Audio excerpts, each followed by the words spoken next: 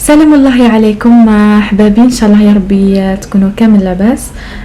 بلا ما نطول عليكم، اليوم جبت لكم وصفه رائعه مذهله. تتكون من البيض اللي فيه البروتين، وتتكون ثاني من زيت جوز الهند اللي عندها بزاف فوائد لا تعد ولا تحصى. دوك نحط لكم درت قبل ديجا فيديو على زيت جوز الهند، دوك نحط لكم الفيديو في صندوق الوصف. هاد الوصفه مليحه بزاف للشعر الخشن، تنعموا وترطبوا وتطول ثاني وتخلصوا من التقصفات. بلا ما نطول عليكم، اليوم راح نبداو درك على حساب الكثافه تاع الشعر وعلى حساب الطول. انا هنا استخدمت 2 بيضات، راح نستعمل غير الصفر تاعهم.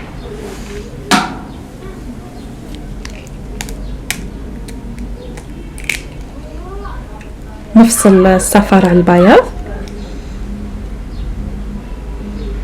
بهذه الطريقه.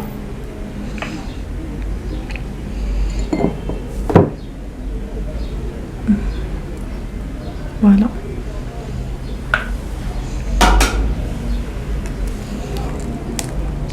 على حسب الطول تاع الشعر نقدروا نستعملوا بيضه 2 3 بيضات انتي وشعرك. هكا نحاول نفصلهم هكذا، ونستعملوا ثاني زيت جوز الهند كما هكا الشكل تاعها، خاطر جامد كيعود البرد وكيعود السخانه رانا نلقاوها ذايبه.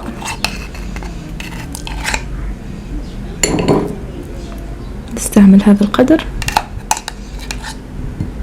اوعي تبخلي على نفسك.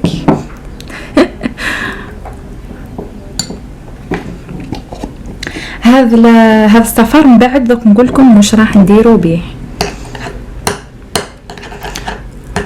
ندير هكذا، نحاول اني ندمجهم مع بعضهم باش نقدر نحطوه على الشعر بلا ديرونجمون.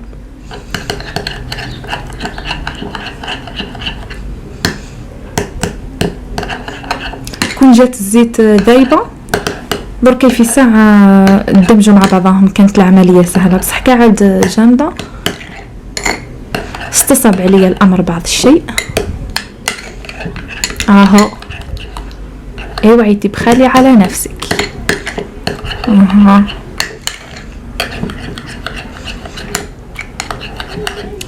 من الاحسن انه زيت جوز الهند نحطوها قبل على ما نسخنوها، سواء البان ماغي ولا حمام مريم كما يقولوا له، ولا تحطيها المدفأة ولا حاجه هكذا باش يسخن.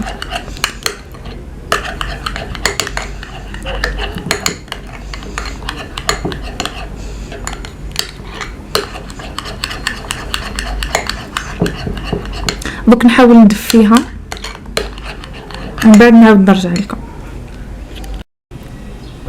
ودركا بعد ما ذوبناها نحطوها على الشعر من الجذور حتى الاطراف، ونابليكيوها مليح ونمشطو بلا بروس، ومن بعد نحكموا الشعر كامل طوماطه كما نقولوا حنا اللورا. من بعد نحطوا ساشي ونخليوها قسمه تقدري تقعدي بها اقعدي تحبي، المهم من ساعه ساعتين 3، كاين حتى اللي باتوا بها، بصح من الاحسن ساعه ساعه ونص ساعتين، هذاك هو الماكسيموم. الان بعد ما نابليكيوها على الشعر نجيو دركا اللوجه نقدروا نديروا له صفار عفوا بياض البيض. علاه باسكو يقفل المسامات تاع الوجه، سورتو اللي المسامات تاعهم باينين، مع يتعرضوا للغبار، يتعرضوا لألف عامل انهم ما يخليه انهم يتفتحوا. لذلك نستعملوا بياض البيض يغلق لي المسامات.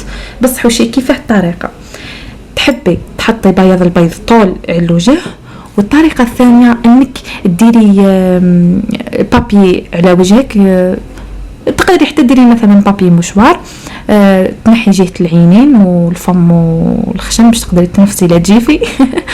ومن بعد تحطي فوق وجهك، ومن بعد بفرشات تحطي فوق البابي بعد. فوالا هكذا باش وتحطي وتعاودي ديري حتى طبقه، 2 طبقات ولا 3، وتستناي من ربع ساعه ولا 20 دقيقه تشوفيه نشف، راحي اغسلي وجهك. وهذا هما الوصفات تاع اليوم، ان شاء الله يا ربي يكونوا عجبوكم.